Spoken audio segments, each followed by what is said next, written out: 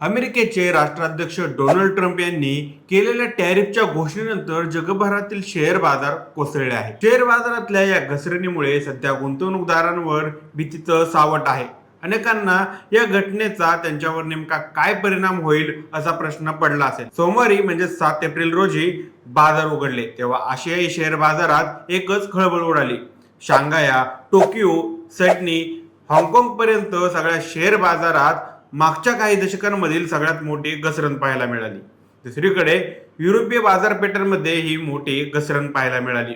बँका आणि संरक्षण क्षेत्रातील कंपन्यांच्या शेअर्सचे भाव मोठ्या प्रमाणात कोसळले. त्याआधी अमेरिकेच्या बाजारात 2020 नंतरची एक दिवसातील सगळ्यात मोठी घसरण झाली.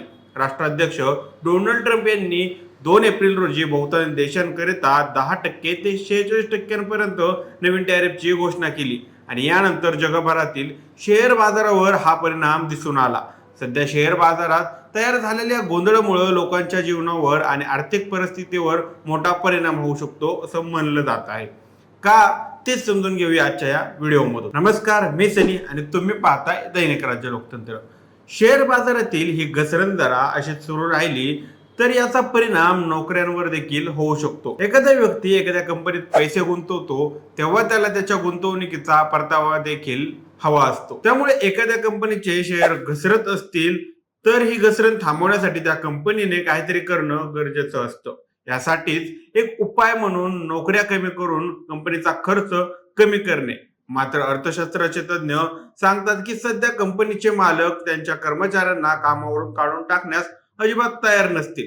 अर्थात जर ट्रम्प यांनी लावलेला टॅरिफ पूर्ववत होणार नाहीत किंवा शेअर बाजारातील ही घसरण अशीच सुरू राहील यावर मालकांचा विश्वास असेल तर मात्र हे होऊ शकतं. दीर्घकाळ होणाऱ्या घसरणीचा विचार केला तर मात्र नक्कीच नोकऱ्यांची संख्या कमी करण्याबाबत विचार करावाच लागतो. दुसरीकडे मुद्दा येतो कर्जावरील व्याज वाढू शकतं का? सध्याच्या घसरणीचा लोकांना काढलेले कर्ज, त्यांना लागू होणारे विविध कर, गहाणखत आणि बँका किंवा इतर वित्तीय संस्थांमध्ये त्यांनी केलेले बचत यावर नेमका काय आणि किती परिणाम होऊ शकतो हे सांगता येणं कठीण आहे.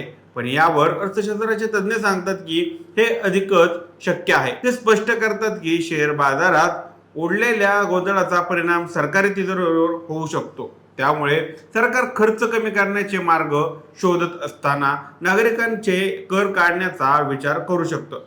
कर्जावर लागू असणारे व्याजदर देखील वाढू शकतं किंवा ते कमी जास्त होऊ शकतं. दोन्ही गोष्टी होऊ शकतात. व्याजदर कमी होऊ शकतं किंवा ते वाढू देखील शकतं. हे अनेक बाबींवर अवलंबून आहे. विविध देश डोनाल्ड ट्रम्प यांच्या टॅरिफला कसा प्रतिसाद देतात यावर देखील ते ठरू शकतं. उदाहरणार्थ, जर एखाद्या देशाच्या मध्यवर्ती बँकेने व्याजदर कमी करण्याचा निर्णय घेतला तर यामुळे काही प्रकारचे गृहकर्ज स्वस्त होऊ शकतात. पण ज्या लोकांनी रोख रक्कम बचतीच्या स्वरूपानं गुंतवली आहे त्यांना मिळणारा परतावा देखील कमी होऊ शकतो. या उलट व्याजदर वाढल्याने कर्ज घेणं अधिक महाग होईल, परंतु बचत करणाऱ्यांना याचे चांगले परतावे मिळतील. आता यामुळे देशावर आणि जगावर आर्थिक मंदी येण्याची शक्यता आहे का असा प्रश्न उपस्थित होतो. एखाद्या देशातील मोठमोठ्या कंपन्या, सरकार आणि नागरिकांची आर्थिक उलाढाल सलग 2 ते 3 महिने घसरत असेल तर अशा परिस्थितीला आर्थिक मंदी म्हणता येईल. अर्थतज्ञ म्हणतात की सध्याच्या घसरणीमुळे जगभरात मंदी येईल की नाही हे आताच सांगता येणार नाही. किंबहुना ते घाईचं ठरेल. अर्थशास्त्राचे तज्ञ म्हणतात, मला वाटतं की पुढील 1 किंवा 2 आठवड्यात काय होतं ते आपल्याला पाहावं लागेल. जर हे पूर्ण प्रमाणात व्यापार युद्धात म्हणजे ट्रेड वॉर रूपांतरात झालं तर इतर देशांनी अमेरिकेविरुद्ध प्रत्युत्तर दिले तर माझी काळजी वाढेल. शेअर बाजारातील सध्याच्या परिस्थितीमुळे जागतिक मंदी आली तर नोकऱ्या जाण्याची खूप शक्यता आहे.